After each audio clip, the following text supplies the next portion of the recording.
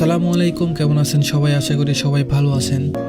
গল্পের নাম পরীর ওমর ভালোবাসা। তো চলুন বেশি দেরি না করে আজকের গল্পটা শুরু করা যাক। পাহাড় ও আঁকাবাঁকা রাস্তার সাথে বনবনানীর অপরূপ সৌন্দর্য ঘেরা ছিল বিবিচিনি গ্রাম। গ্রামটি গড়ে উঠেছিল বিষখালী নদীর তীরে। এই গ্রাম যেন সবসময় প্রাকৃতির মাধুর্য নিয়ে গর্ব করত। গ্রামের মানুষজন ছিল সহজ সরল। তারা ছোট ছোট আনন্দগুলোকে বড় করে দেখত। গ্রামের বেশিরভাগ মানুষ সহজ সরল হলেও কিছু দুষ্ট লোকও ছিল। গ্রামের মানুষ সাধারণ হলেও এখানে একটি প্রথা চালু ছিল। গ্রামের মানুষ বিশ্বাস করত গভীর জঙ্গলে এক রহস্যময় জগৎ আছে, যেখানে পরীরা বসবাস করে। ছোটবেলা থেকেই বাচ্চাদের শেখানো হতো, পরীদের জগতে যাওয়ার চেষ্টা করো না, ওরা আমাদের জন্য না। আমি জোভান, এই গ্রামের গল্পেরই একটা অংশ। যে নদীর কথা বলেছিলাম, ওই নদীর পাশে একটা ছোট কাঠের ঘরে আমি থাকি। বাঁশি বাজাতে আমার বেশ ভালো লাগে। বাবা মা ছেড়ে চলে যাওয়ার পর আমার জীবনের একমাত্র সঙ্গী এই বাঁশি।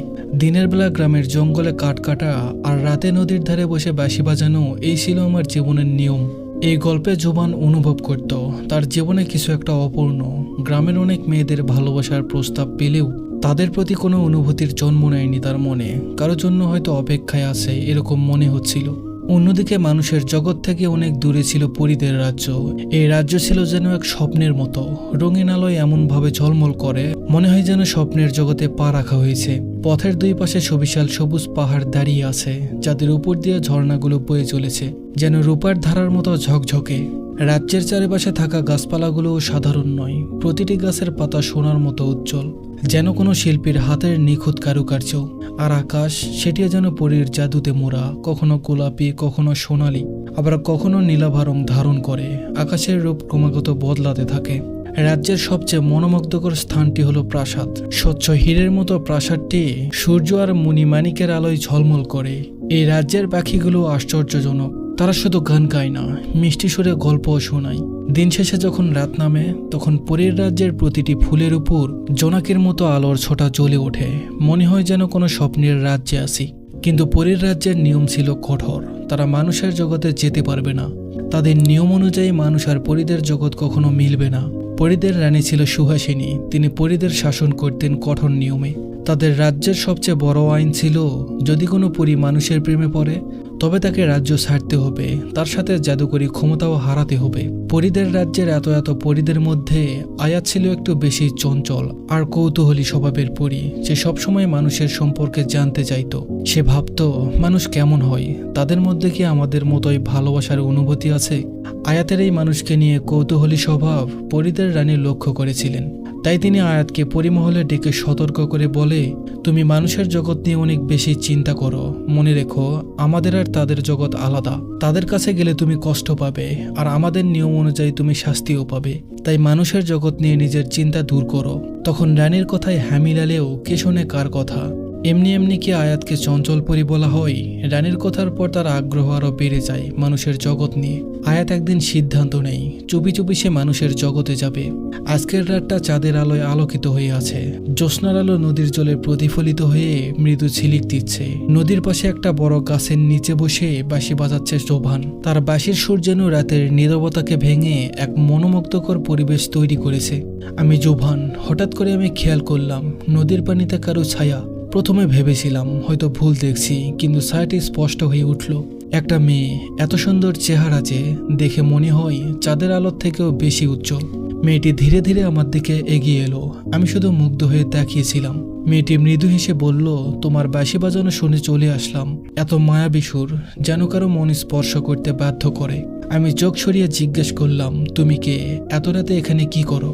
সে বলল, আমি আয়াত। তোমার বাঁশির সুর আমাকে টেনে এনেছে। তোমার বাঁশির সুর এত সুন্দর যে এর টানে মানুষ তো দূরের কথা, অন্য দুনিয়ারও কেউ এসে পড়বে। আমি শুধু দেখছিলাম। মেয়েটির চোখে কি অদ্ভুত মায়াবী আকর্ষণ। তার পোশাক, তার চেহারা, সবকিছু যেন অসাধারণ। সে বলল, কি ভাবছো তুমি? আমি একটু অস্বস্তি বোধ করলাম। তারপর বললাম, আমি জোভান, এখানে থাকি। তুমি কি এই গ্রামের? আগে তো কখনো দেখিনি। সে বলল, না, এই গ্রামের না, তবে আমি অনেক দূর থেকে এসেছি। এমন উত্তর যেন একটু অদ্ভুত লাগলো আমার কাছে। তারপর আমি জিজ্ঞেস করলাম, তুমি কি সত্যিই মানুষ? আয়াত হেসে উঠল। সেই হাসি যেন বাতাসকেও থমকে দিল। সে বলল, আমার পরিচয় জানার জন্য তোমার অপেক্ষা করতে হবে। এটা বলেই আয়াত পিছনে ফিরল। কিন্তু তার পায়ের নিচে যেন মাটির স্পর্শই পড়ল না। নদীর ধারে আলোর মতো কিছু ঝলকানি দেখা গেল, তারপর আর কিছু দেখতে পেলাম না। মনে হলো মেয়েটি যেন অদৃশ্য হয়ে গেছে। আমি স্থির হয়ে বসে রইলাম, মাথা যেন ঘুরপাক খেতে লাগছিল। এটা কিভাবে সম্ভব? বিষখালী নদীর ধারে সেই রাতের ঘটনা জোভানের মন থেকে কিছুতেই যাচ্ছিল না। আয়াতের হাসি, তার মায়াবী চোখ আর তার কথাগুলো যেন কানের মধ্যে বাজছিল। সকালবেলা গ্রামের বুড়ো মইনু চাচা নদীর ধারে হাঁটছিলেন। আমি গিয়ে জিজ্ঞেস করলাম, চাচা, বিষখালী নদীর ধারে রাতে কিছু দেখেছেন কখনো? কিছু অদ্ভুত বা রহস্যময়? মইনু চাচা তার পাকা দাঁতের ফাঁক দিয়ে হেসে বললেন, বাপজান, বিষখালী নিয়ে তো অনেক কথাই শোনা যায়। কেউ বলে নদীর ধারে রাতে পরীরা আসে, কেউ বলে জিনেরা নাচ গান করে। তবে ওখানে রাত বিরাতে একা বেশি বসিস না। নদী যেমন মনকে টানে তেমনি গিলেও ফেলে। চাচার কথা শুনে আমার জানার আগ্রহ আরও বেড়ে গেল। দিনের কাজ শেষে রাতে বাঁশি হাতে নদীর কাছে গিয়ে বসলাম। তারপর নিজের মনে বাঁশি বাজাতে শুরু করলাম। হঠাৎ সুরের মাঝখানে নদীর পানি অদ্ভুতভাবে আলো ছড়াতে শুরু করলো। আমি অবাক হয়ে তাকিয়ে দেখলাম নদীর পাড়ে দাঁড়িয়ে আছে আয়াত। চাঁদের আলোয় তাকে যেন স্বর্গ থেকে নেমে আসা কারো মতো লাগছিল। আয়াত ধীরে ধীরে নদীর ধারে আসতে লাগলো। তার প্রতিটা পা রাখার সাথে যেন মাটিতে আলোর ছটা ফুটে উঠছিল। কাছে এসে আমাকে বলল, তোমার বাঁশির সুর আজও আমাকে এখানে টেনে এনেছে। তুমি জানো, তোমার এই বাঁশির সুর শুধু মানুষের মনকে নয়, অন্য জগৎকেও স্পর্শ করে। আমি কিছুক্ষণ আয়াতের মায়াবী চেহারা দেখে চুপ করে রইলাম। তারপর মইনু চাচার কথা মনে করে সাহস জুগিয়ে প্রশ্ন করলাম, তুমি কি? তোমার কথা আর উপস্থিতি সব এত অদ্ভুত লাগছে। তুমি কি সত্যিই মানুষ? আয়াত কিছু বলল না। তার ঠোঁটে এক রহস্যময় হাসি ফুটে উঠল। তারপর সে নদীর পানির দিকে তাকিয়ে হাত বাড়ালো। মুহূর্তের মধ্যে পানি উপর দিয়ে আলো ঝলমল করতে লাগলো। আয়াত মুখে হাসি নিয়ে বলল, আমি মানুষ নই জোভান, আমি অন্য জগতের বাসিন্দা। তুমি আমাকে পরী বলতে পারো। এই কথা শুনে আমার বুক কেঁপে উঠল। কাপা গলায় আমি বললাম, পরী? এটা কি সম্ভব? তুমি সত্যিই পরী? আয়াত এক পা এগিয়ে এসে মৃদু হেসে বলল, সব সম্ভব। তবে আমার পরিচয় নিয়ে বেশি চিন্তা করো না। আমি তোমার কোনো ক্ষতি করতে আসিনি। তোমার বাঁশির সুর আমাকে এখানে টেনে এনেছে। আমি কিছুক্ষণ চুপ করে থাকলাম। আয়াতের কথা বিশ্বাস করতে কষ্ট হচ্ছিল। তারপর আয়াত ধীরে ধীরে পিছনে ফিরল। আমি দেখলাম তার পায়ের নিচের মাটি যেন আলো ছড়াচ্ছে। কয়েক পা হাঁটার পর আয়াত ধীরে ধীরে হাওয়ার মতো মিলিয়ে গেল। পরিতের জগতে ফিরে আসার পর আয়াতের আচরণ আগের চেয়ে অনেক বদলে গিয়েছে। রানীমা তাকে ডেকে পাঠালো। আয়াতকে বললেন, তুমি কোথায় গিয়েছিলে এতক্ষণ? তোমার মুখে অদ্ভুত এক আলোর ছাপ দেখছি। আয়াত অপ্রস্তুতভাবে হেসে বলল, রানীমা, আমি শুধু আমাদের নদীর ধারে গিয়েছিলাম। বাতাসটা খুব ভালো লাগছিল। রানী সুহাসিনী তারপর বলল, তুমি কি মানুষের জগতে গিয়েছো? তোমার আচরণ দেখে আমার সন্দেহ হচ্ছে। আমাদের নিয়ম তুমি জানো, মানুষের রাজ্যে যাওয়া আমাদের জন্য নিষিদ্ধ। আয়াত চুপ করে রইল। সে জানতো সত্যি বললে রানী তাকে কঠোর শাস্তি দিতে পারেন। আয়াত বলল, না রানীমা, আমি শুধু একটু একা থাকতে চেয়েছিলাম। রানী কিছুক্ষণ চুপ করে রইলেন। তারপর বললেন, সাবধান আয়াত, যদি তুমি মানুষের সঙ্গে মিশে যাও তার পরিণতি হবে ভয়াবহ। তুমি পরী, তোমার জগতেই জগতেই সীমাবদ্ধ। মানুষের জগৎ আমাদের জন্য না। আয়াত মাথা নিচু করে চলে গেল, কিন্তু তার মন বারবার জোভানের কথা মনে করছিল। এরপর কয়েক মাস ধরে প্রতিদিন রাতে আয়াত আর জোভান রোজ দেখা করত। তারা একসঙ্গে হাঁটত, গল্প করত। জোভান আয়াতকে গান শোনাতো। আয়াত ধীরে ধীরে বুঝতে পারল মানুষের হৃদয়ে ভালোবাসার গভীরতা আছে। কিন্তু আয়াতের মনে সবসময় একটি ভয় ছিল, পরীর রাজ্যের নিয়মের বিপক্ষে এটা। তাই এই সম্পর্ক বেশি দিন টিকবে না। এদিকে জোভান মনে মনে ভেবেছিল, আজ আমি আয়াতকে আমার মনের কথা বলে দিব, তারপর যা হওয়ার হবে। আমি নদীর পাড়ে বসেছিলাম হাতে বাঁশি নিয়ে। কিছুক্ষণ পরে আয়াত আসলো। পরী আসলে কতটা সুন্দর হতে পারে আয়াতকে না দেখলে আমি বুঝতেই পারতাম না। রঙিন পাখনা দিয়ে উড়ে এসে আমার সামনে দাঁড়ালো। আমার সামনে এসে বসতেই পাখা দুটি নিমিষেই মিলিয়ে গেল। আমি সাহস করে বললাম, আয়াত, তোমাকে কিছু বলার আছে আমার। আমি এত কিছু না ভেবেই বলে দিলাম, আমি জানি তুমি সাধারণ মেয়ে নও, কিন্তু আমি তোমাকে ভালোবাসি। তুমি কি আমার স্ত্রী হবে? আয়াত চুপ করেছিল। আমার কেন জানি মনে হচ্ছিল আয়াত না করে দিবে, আর আমাদের মধ্যে বন্ধুত্ব নষ্ট হয়ে যাবে। কিছুক্ষণ পর আয়াত বলল, আমার একটা শর্ত আছে, তুমি আমার পরিচয় কারো কাছে বলবে না। যদি কারো কাছে তুমি আমার পরিচয় প্রকাশ করো তাহলে আমি চিরদিনের জন্য তোমার জীবন থেকে হারিয়ে যাব। আমি তো অনেক খুশি। আমি তো ভাবতেই পারিনি এত সহজ একটা শর্ত দিবে। আমি খুশি মনে বললাম, আমি রাজি, প্রতিজ্ঞা করছি এই শর্ত কখনো ভাঙবো না। এরপর আয়াত সাধারণ মানুষের মতো রূপ নিল, যাতে গ্রামবাসী বুঝতে না পারে আয়াত আসলে একজন পরী। আমি আর আয়াত নিয়ামত কাজীর অফিসে গিয়ে সকল নিয়মকানুন মেনে বিয়ে করে নিলাম। বিয়ের পর গ্রামবাসীরা অবাক হয়ে গেল, তারা আয়াতের সৌন্দর্যে মুগ্ধ ছিল, কিন্তু একই সঙ্গে তাদের মনেও সন্দেহ জন্মালো। কেউ কেউ বলতো এটা মেয়ে মানুষ নয়, তার মধ্যে নিশ্চয়ই কোনো রহস্য আছে, মানুষ এত সুন্দর কিভাবে হতে পারে। তবে আয়াত আর জোভানের একসঙ্গে খুব ভালোই সময় কাটছিল, তারা একে অপরের ভালোবাসায় ডুবেছিল। বিবাহের পর থেকে আয়াত আর জোভান যেন এক নতুন জীবনের পথে হাঁটছিল। আয়াতের চঞ্চলতা আর জোভানের সরলতা মিলেমিশে তৈরি করেছিল এক মধুর সম্পর্ক। গ্রামের মানুষের কৌতূহলী দৃষ্টি আর ফিসফিসানি কথাগুলো এড়িয়ে তারা নিজেদের ছোট্ট ঘরটিকে সুখে ভরিয়ে তুলেছিল। তবে আয়াতের মনে সবসময় একটা ভয় কাজ করত, পরীর রাজ্যের কঠোর নিয়ম, রানীর সতর্কবাণী সবকিছু তার মনে অদৃশ্য শিকল বেঁধে রেখেছিল। তবুও যৌবনের প্রতি তার ভালোবাসা এতটাই গভীর ছিল যে সেই সম্পর্ক ধরে রাখতে নিজের জীবনের সবকিছু ত্যাগ করতেও প্রস্তুত ছিল। এদিকে গ্রামের কিছু লোক আয়াতকে নিয়ে খুঁটিনাটি কথা বলতো। গ্রামের একজন বলছে, তুমি দেখেছো মেয়েটার চোখ, মানুষের চোখ কি এত মায়াবী হয়? আর তার সৌন্দর্য, কখনো সাধারণ মেয়ে এমন হয় না। গ্রামের এক বয়স্ক মহিলা বলল, তোমরা জানো না, বিষখালী নদীর ধারে নাকি পরীদের দেখা যায়, হয়তো এই মেয়েটি তাদেরই একজন। এই কথাগুলো ক্রমশ গ্রামে ছড়িয়ে পড়তে লাগলো।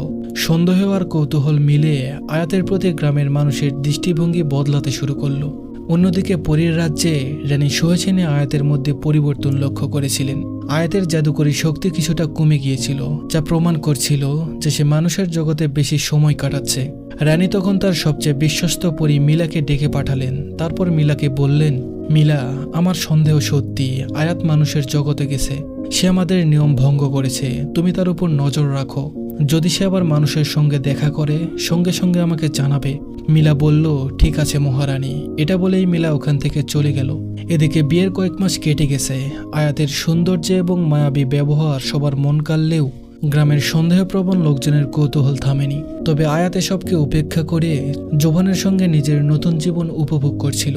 একদিন আয়াত নদীর ধারে হাঁটছিল, হঠাৎ মিলাপরি তার সামনে এসে হাজির হলো। মিলাপরি বলল, আয়াত, তুমি কি ভুলে গিয়েছো আমাদের নিয়ম? মানুষের সঙ্গে এভাবে মেশার পরিণতি তুমি তো জানো। আয়াত মিলার দিকে তাকিয়ে বলল, মিলা, আমি জানি, কিন্তু আমি জোভানকে ভালোবাসি, আমি তাকে ছেড়ে যেতে পারবো না। মিলাপরি বলল, তুমি যদি ফিরে না আসো, রানী সুহাসিনী তোমাকে ক্ষমা করবেন না, তিনি তোমার জাদুকরী শক্তি কেড়ে নেবেন এবং তোমাকে রাজ্য থেকে নির্বাসিত করবেন। আয়াত চুপ করে থাকলো, তার চোখের কোণে পানি জমে উঠল, কিন্তু সে কোনো উত্তর দিল না। মিলাপরি আবার বলল, আয়াত, তুমি আমার অনেক ভালো বন্ধু, তাই আমি বলবো তুমি নিজের কথা ভেবে পরীর রাজ্যে ফিরে আসবে। এই কথা বলে মুহূর্তের মধ্যে মিলাপরি চলে গেল। এদিকে জোভানও গ্রামের মানুষের চাপ সামলাতে হিমশিম খাচ্ছিল। একদিন গ্রামের কিছু লোক বাড়িতে এলো, বলল, জোভান, তোমার স্ত্রী সম্পর্কে কিছু বলতে চাই। আমরা সবাই জানি সে সাধারণ কেউ নয়, তার মধ্যে অদ্ভুত কিছু একটা আছে। আমি হেসে বললাম, আপনাদের সন্দেহ ভুল, আয়াত আমার স্ত্রী, আর সে খুব সাধারণ একজন মানুষ। তারপর তারা বলল, আমরা জানি তুমি আমাদের এড়িয়ে যাওয়ার চেষ্টা করছো, কিন্তু সত্যি একদিন প্রকাশ পাবেই।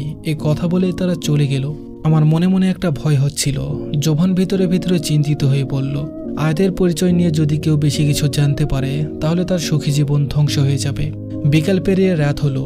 আমি আর আয়াত নদীর ধারে হাঁটছিলাম। আকাশে পূর্ণ চাঁদ ঝলমল করছিল। আমি আয়াতকে বললাম, আয়াত, আমি তোমাকে একটা কথা বলতে চাই। গ্রামে তোমাকে নিয়ে অনেক কথা হচ্ছে, আমি চাই আমরা কিছুদিনের জন্য এই গ্রাম ছেড়ে অন্য কোথাও চলে যাই। আয়াত চিন্তিতভাবে বলল, তোমার কথা ঠিক, কিন্তু আমি জানি আমার অতীত আমাদের পিছু ছাড়বে না। ঠিক তখনই নদীর পানিতে আলো ঝলমল করতে শুরু করলো। আকাশ থেকে কিছু পাখি উড়ে এসে বসে পড়ল। আয়াত বুঝতে পারল রানী সুহাসিনী তাকে ডেকে পাঠিয়েছেন। তারপর আয়াত আমাকে বলল, জোভান, আমি তোমাকে ভালোবাসি, কিন্তু আমার একটা দায়িত্ব আছে, আমাকে যেতে হবে। আমি তোমাকে প্রতিজ্ঞা করছি, আমি তোমার কাছে আবার ফিরে আসবো। আয়াত আমার দুই গালে হাত দিয়ে কপালে একটা চুমু দিয়ে নদীর দিকে হাঁটতে শুরু করলো। মুহূর্তের মধ্যে আয়াত হাওয়ার সাথে মিশে গেল। আয়াতের চলে যাওয়ার পর আমার জীবন থমকে গেল। নদীর ধারে সেই রাতের স্মৃতি আমাকে প্রতিদিন তাড়িয়ে বেড়ায়। বাঁশি বাজানোর ইচ্ছেটাও আর হয় না। পরীর রাজ্যে ফিরে আসার পর আয়াত রানী সুহাসিনীর সামনে দাঁড়ালো। রানী তার দিকে কঠোর দৃষ্টিতে তাকিয়ে বললেন, আয়াত, তুমি আমাদের সবচেয়ে বড় নিয়ম ভেঙেছ, মানুষের জগতে গিয়ে তাদের সঙ্গে মিশেছ, এর পরিণতি কি হবে তা জানো তো? আয়াত নতমুখে বলল, রানীমা আমি জানি, কিন্তু আমি যা করেছি তা ভালোবাসার জন্য করেছি। আমি জোবানকে ছাড়া বাঁচতে পারবো না।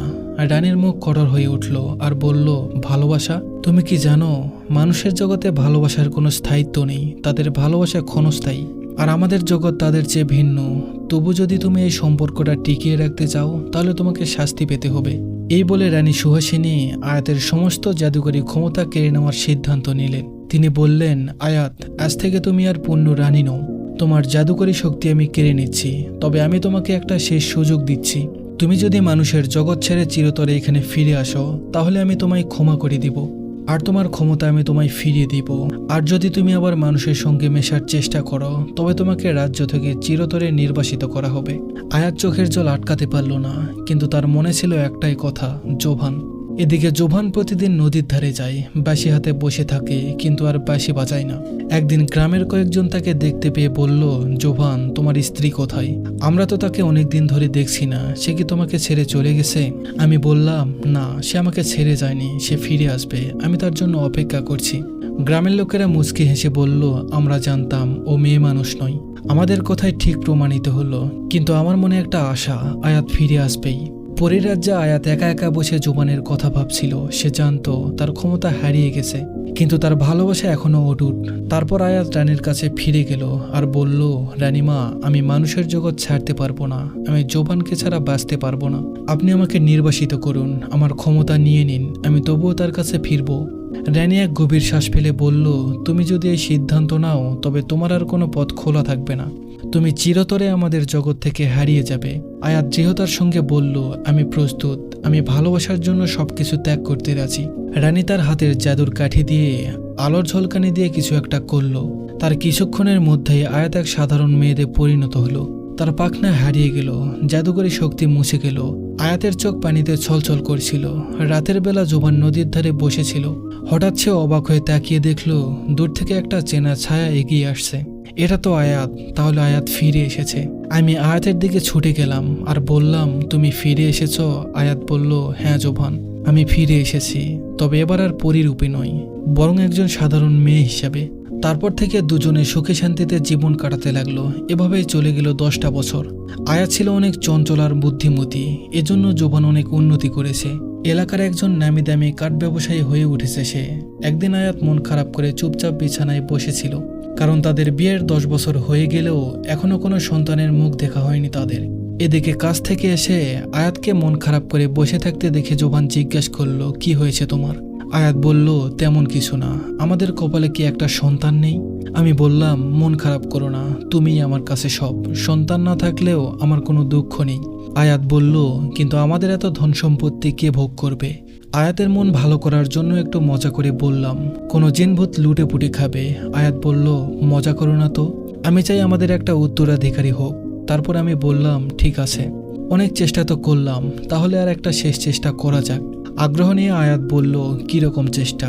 আয়াতের আগ্রহ দেখে আমি বললাম, আমাদের বিবিচিনি গ্রামের পশ্চিম পাশে যে দিঘি আছে তার পেছনে নির্জন জঙ্গলে একজন সন্ন্যাসী থাকে শুনলাম, চলো আমরা রাতে সেখানে তার কাছে যাই। আয়াত বলল, কি বলো তুমি? এই নির্জন জঙ্গলে যাওয়ার সাহস দিনেও কেউ করে না, ওখানে নাকি দিনেও রাতের মতো অন্ধকার থাকে। তার থেকে বড় কথা, গ্রামের লোকজন বলা বলি করে ওখানে নাকি জিনভূত বসবাস করে। আমি আবার মজা করে বললাম, তাহলে তো আরো ভালো, জিনভূতের সাথে চুক্তি করে পালিত সন্তান হিসেবে দত্তক নিয়ে আসবো, তাহলে আমাদের একটা জিন সন্তান হবে।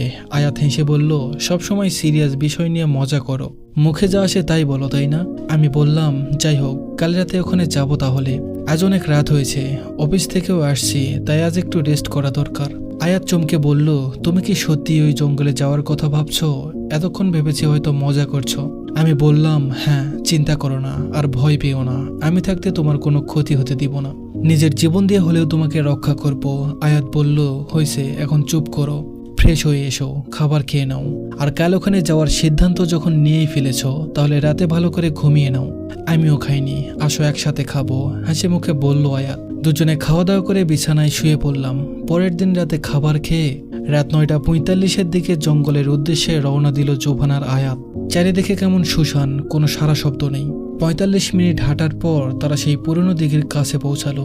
দিঘিটি নিয়ে অনেক কথা শোনা যায় গ্রামবাসীর কাছে। অনেক অনেক বছর আগে নাকি এই দিঘিটি পরীরা মিলে খনন করেছিল।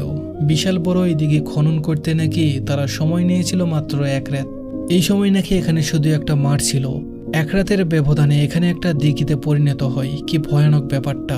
আয়াতের একটু ভয় ভয় করছিল।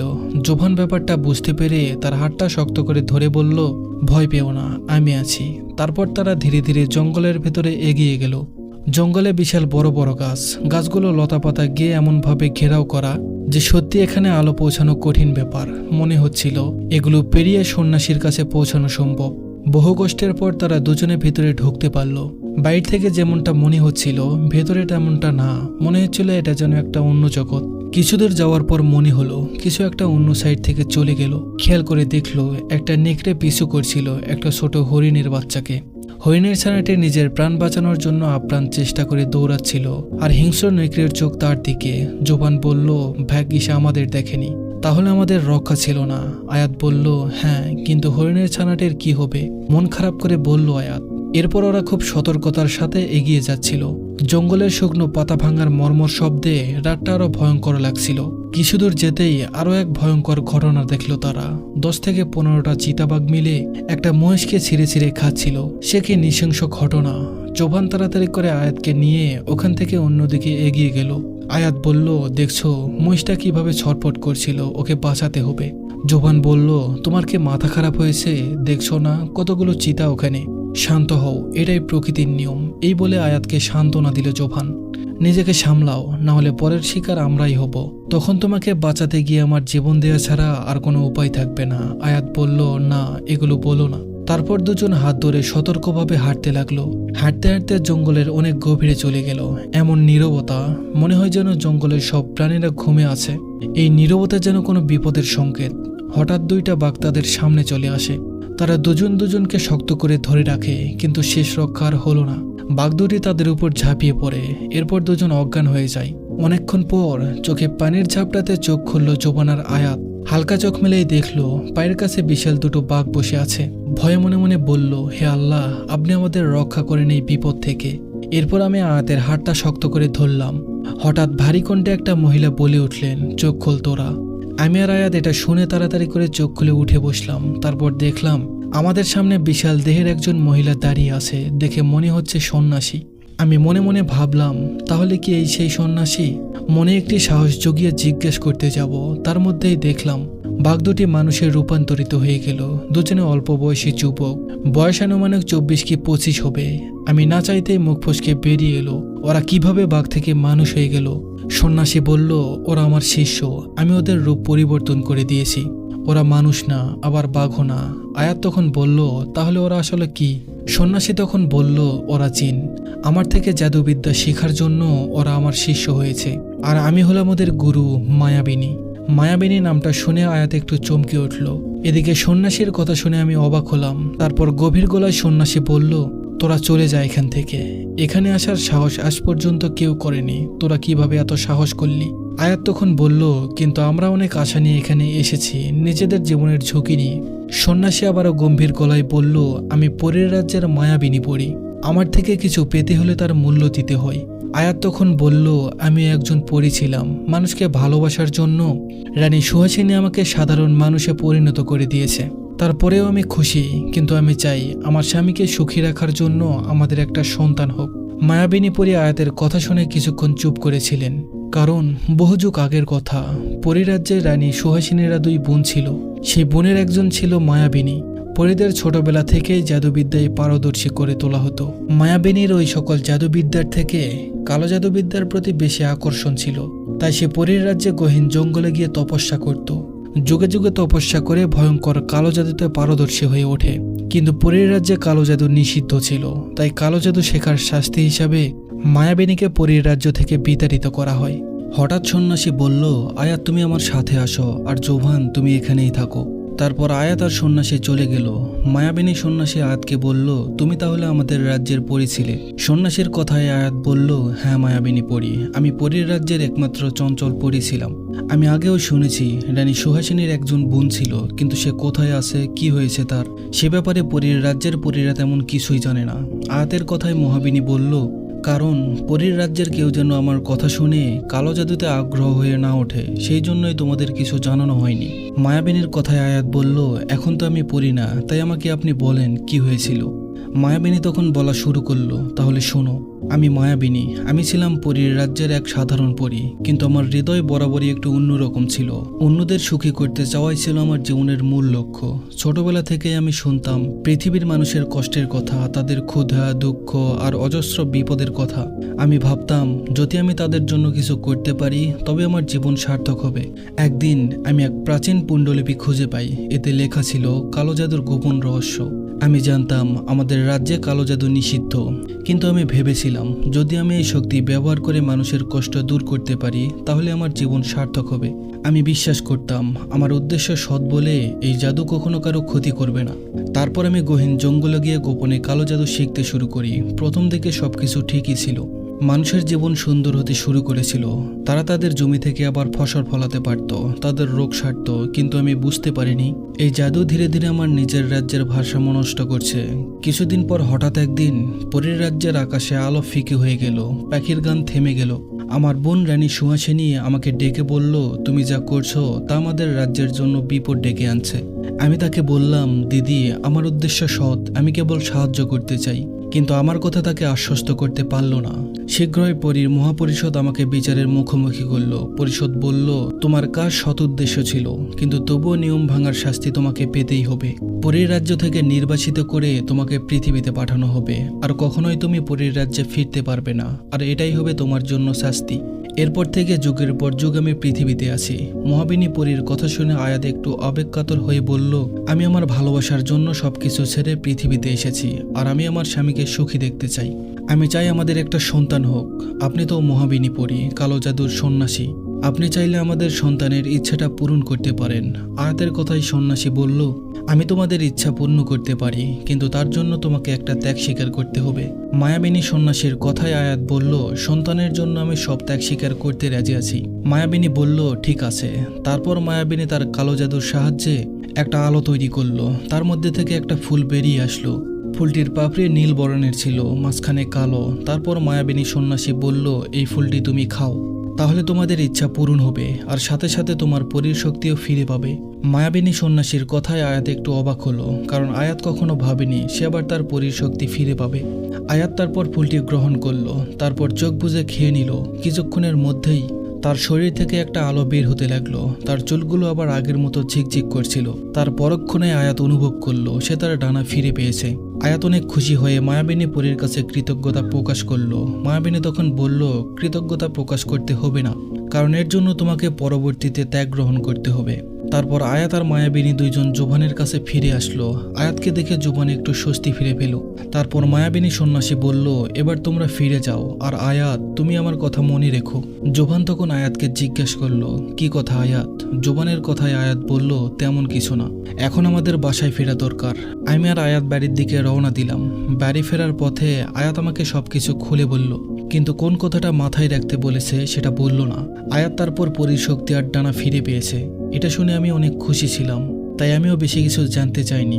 বাড়ি ফিরতে ফিরতে তখন 3টা পেরিয়ে গেছে। আয়াত তার পরীর শক্তি ব্যবহার করেনি, কারণ সে চায় না তার এই শক্তির জন্য গ্রামবাসী তাদের নিয়ে আবার কোনো সন্দেহ করুক। বাড়ি ফিরে আমি আর আয়াত ফ্রেশ হয়ে ঘুমিয়ে পড়লাম। পরের দিন সকালে ঘুম থেকে উঠে 11টা বেজে গেল। আমাকে ঘুম থেকে উঠে দেখে আয়াত বলল, হাত মুখ ধুয়ে ফ্রেশ হয়ে আসো, নাস্তা তৈরি করছি। আমি আয়াতকে জিজ্ঞেস করলাম, তুমি কখন উঠেছ? আয়াত বলল, বেশ কিছুক্ষণ আগে উঠে নাস্তা তৈরি করেছি। এরপর ফ্রেশ হয়ে দুইজন একসাথে নাস্তার টেবিলে বসলাম। তারপর আমি জিজ্ঞেস করলাম, আয়াত, তোমাকে মায়াবিনী সন্ন্যাসী পরীর শক্তি ফিরিয়ে দিল কেন? আমরা তো শুধু একটা সন্তানের ইচ্ছা প্রকাশ করেছিলাম। আয়াত আমার কথার উত্তরে বলল, পরীর রাজ্যে যখন রানী সুহাসিনী আমার পরীর শক্তি কেড়ে নিয়েছিল তখন আমি মা হওয়ার শক্তি হারিয়ে ফেলেছিলাম, কারণ পরীদের গর্ভবতী হওয়ার শক্তি তাদের শরীরের সাথে নয়, তাদের জাদুশক্তির সাথে মিশে থাকে। আর মায়াবিনী এটা জানতো বলেই আমার পরিশক্তি আবার ফিরিয়ে দিয়েছে যাতে আমি মা হতে পারি। আয়াতের কথা শুনে আমি অনেক খুশি ছিলাম। এভাবেই কিছুদিন কেটে গেল। আয়াত একদিন নিজের হাতে রান্না করে জোবানের জন্য বিশেষ ডিনারের আয়োজন করেছে। মোমবাতির আলোয় সাজানো টেবিল, প্রিয় খাবারগুলো সুন্দরভাবে সাজিয়ে রেখেছে। আজকের রাতটা আয়াতের জন্য বিশেষ। সে সারা জীবনের জন্য মনে রাখার মতো একটি মুহূর্ত তৈরি করতে চাই। এদিকে আমি কাছ থেকে ফিরে দেখি ঘরে অদ্ভুত এক উষ্ণতা ভরে আছে, বাতাসের সাথে খাবারের সুগন্ধ ভরে আছে। আয়াত আমাকে দেখে মিষ্টি একটা হাসি দিয়ে বলল, আজকে একটু সময় নিয়ে বসো তো, তোমার জন্য একটা ছোট্ট সারপ্রাইজ আছে। আমি বললাম, কি সারপ্রাইজ? আয়াত বলল, এখন না, একটু পরে বলবো। তোমার জন্য তোমার প্রিয় খাবার রান্না করেছি, আসো একসাথে খাবো। আমি ফ্রেশ হয়ে চুপচাপ একসাথে খেতে বসলাম। আমি আয়াতের প্রশংসা করে বললাম, রান্নাটা কিন্তু বেশ ভালোই করেছো। আয়াত আমাকে বলল, ধন্যবাদ। কিছুক্ষণ পর আয়াত একটি ছোট্ট উপহার বক্স আমার দিকে এগিয়ে দিল। আমি একটু অবাক হয়ে বললাম, এটা কি? আয়াত হাসি চেপে বলল, খুলে দেখো। তারপর আমি বক্সটা খুলতে লাগলাম। বক্সটা খুলতেই তো আমি অবাক হয়ে গেলাম, কারণ ভিতরে একজোড়া ছোট জুতা আর সাথে একটা চিরকুট ছিল। আর সেই চিরকুটে লেখা ছিল, আমাদের জীবনে আরেকটি ছোট্ট তারার আলো আসতে চলেছে। আমি বাকরুদ্ধ হয়ে গেলাম। মনে হচ্ছিল এক মুহূর্তের জন্য ভাষা হারিয়ে ফেলেছি। তারপর উঠে দাঁড়িয়ে আয়াতকে শক্ত করে জড়িয়ে ধরলাম আর বললাম, তুমি আমাকে পৃথিবীর সবচেয়ে সুখী মানুষ বানিয়ে দিয়েছো আয়াত। চোখের জল নিয়ে আয়াত ফিসফিস করে বলে, আমি তোমার সুখের জন্য সবকিছু করতে পারি। সবকিছু বলতে সবকিছু। আমি বুঝতে পারলাম না আয়াত সবকিছু বলতে কি বুঝিয়েছে। আমি আর আয়াত দুইজনে অনেক খুশি ছিলাম।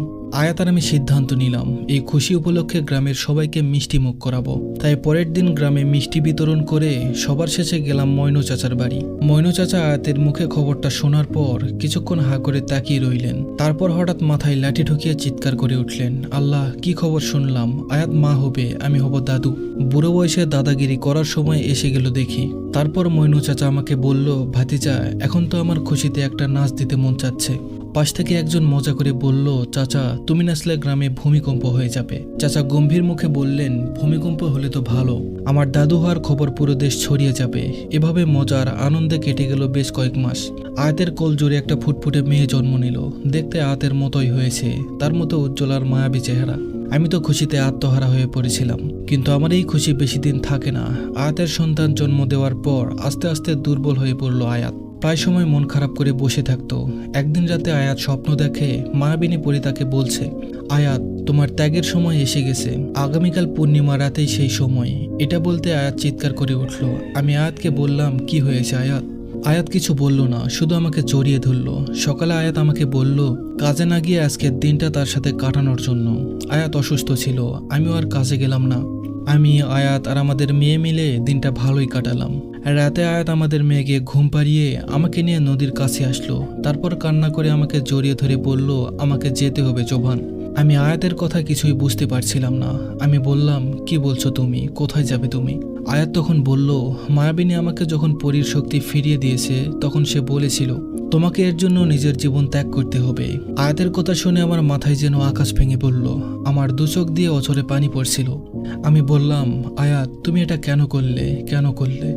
আয়াত শেষবারের মতো আমাকে জড়িয়ে ধরে বলল, ভালো থেকো জোবান, আর আমাদের সন্তানের খেয়াল রেখো। তার কিছুক্ষণ পর আয়াতের ডানা হাওয়ায় মিলিয়ে যেতে লাগলো। ডানা মিলিয়ে যেতেই আয়াত মাটিতে পড়ে গেল। আমি ধরতে যেতেই আয়াতের শরীর হাজার হাজার প্রজাপতি হয়ে আকাশে উড়ে গেল। এটা দেখে আমি নিজেকে আর ধরে রাখতে পারলাম না, মাথা ঘুরিয়ে পড়ে গেলাম। আসলে এই গল্পটা বাস্তব কোনো গল্প নয়, এই গল্পটা পুরোপুরি কাল্পনিক গল্প। সবাই ভালো থাকবেন, সুস্থ থাকবেন। ধন্যবাদ সবাইকে।